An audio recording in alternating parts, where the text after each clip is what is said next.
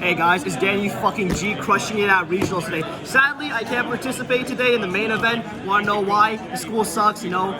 Shout out to my school. They made me do an exam, you know, because they realized I was too powerful with this deck list. So I went to do a side event, you know, I did a win a map, and I came first and I won this beautiful mat right here. So we're gonna give you a really quick deck profile because I know you guys like it snappy, just really quickly. So we will have 2 Revolution Synchron, 1 Stardust Trail, 2 Stardust Synchron, 2 Jet Synchron, 2 Assault Synchron. This is a very standard Synchron lineup. I've done a lot of testing with this. The only card here that you could realistically cut down to a lower count is the fucking Assault Synchron. Everything else you have to keep.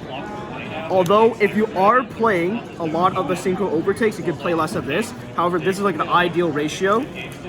Okay, now we're gonna move on to the spicy stuff. We have 1 Tier Element Shiren and 2 Reborn Tengu. Now pause, okay? A lot of people shit on this card. You're absolutely right. I will not lie. This card is ass. The only reason I want to play this card is because I thought it'd be funny as fuck to mill with a card you'll see later on this list.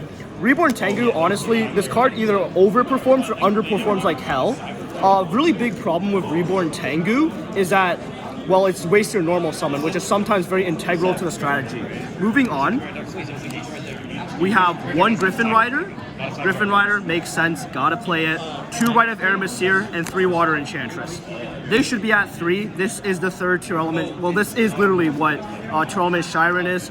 Once again, couldn't find it, and now it's not justifiable to get because you've seen like the, you know, that sneak peek of like that Megaton shit. It ain't worth it. So we're gonna put all that aside. Next, very standard, triple tuning. I've seen some lists cut this, like the MBT list. I just have to say, are you stupid? This card is literally the best card in this deck. Never cut tuning. This is literally the best card. 1 Foolish Burial. Foolish Burial is amazing. In fact, in my game 3, this helped me mill Water Enchantress, which helped me win that game. So like, you know, you gotta have it. Now, this is a very debatable choice I play. I play 1 for 1 instead of the 3rd Small World. I think 1 for 1 is just better sometimes. And although it only summons the Jet Synchron, this also makes like the brick count for Synchro Overtake lower. Now I'll show you the 2 Synchro Overtake.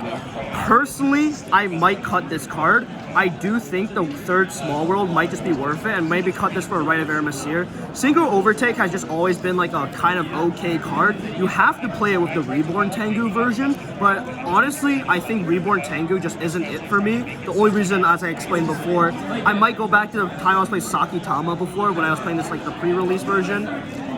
Next, 1 Illumination makes sense. You have more of it's a brick. 1 Fateful Adventure, 1 Draco back. Gotta play them, you know, for the Venture Engine. Now, for the hand trap lineup, triple Imperm, triple Droll, triple Ash. Don't need to explain it. These 2 hit absolutely everything. Droll, I actually didn't see a single time today, but in testing, this always performs, like overperforms. So, we're gonna just leave the extra deck for the last actually. Now we're gonna move on to the side deck. So we're gonna show this. 1 Duster, triple Cyclone. A lot of people debate me on this.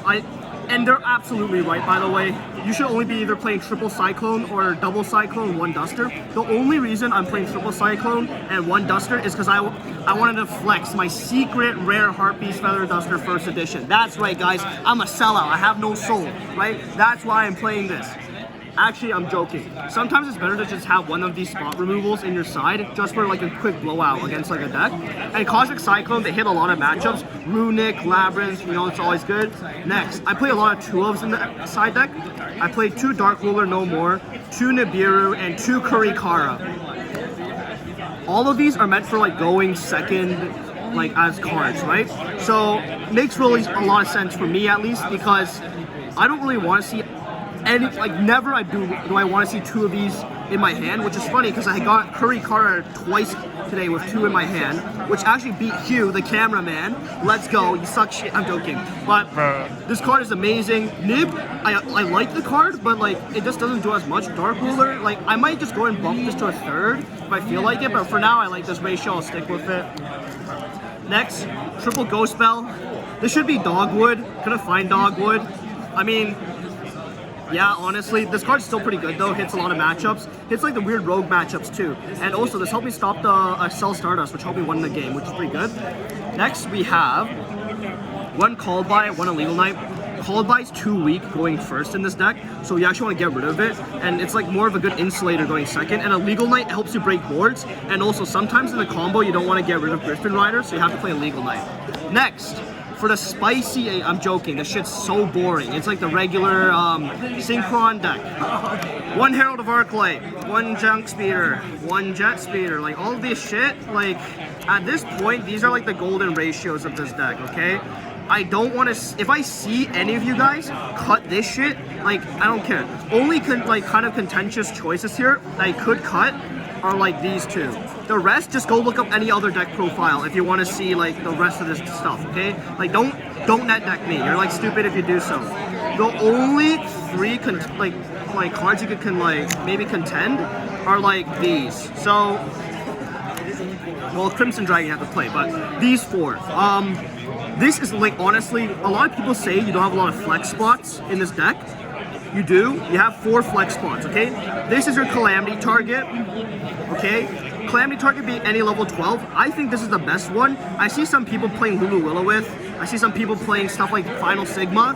And I also see some of these people going to like realize, wow, I'm so stupid. This card is amazing. If you break, you want to end on it. It's a 4K body, helps you push for a game, and it lets you draw to 3 cards in hand. Always, I think this is the best one. Like, feel free to argue me in the comment section. I won't respond because I know I'm better, but like, yeah, anyways, moving on.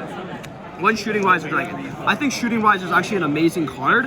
I used to play Q-Belt the Blade Dragon in this list, but like, well, honestly, I lent it to a friend, so I had to play this one, admittedly. But, honestly, you could take one of these 2 out for Black Rose. The reason why I think these can be cut, this could be sided. This is amazing, helps you win in time. But the Jet Warrior could be sided, take out Synchro Overtake, and play a better card, like unironically. And now, the coolest part of the deck list, and the card that made me win.